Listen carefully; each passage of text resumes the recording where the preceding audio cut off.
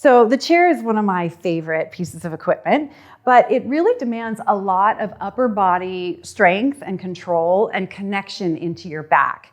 And what tends to happen on a lot of the exercises is that the shoulders tend to lift and round forward as opposed to having wide collarbones and pressing down through your back to connect your arms into your back. So as the pedal starts to lift, if we're not connected, the shoulders start to kind of lift and round, and we might get real short in our neck, and everything gets a little bit hunched up in the center here, and we're not using our back.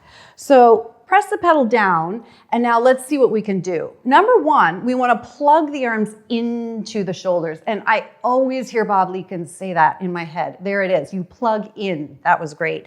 Now, we press the armpits towards the waist, and it feels like you're pushing the pedal backwards as you rise. And you can see a tremendous difference in the form.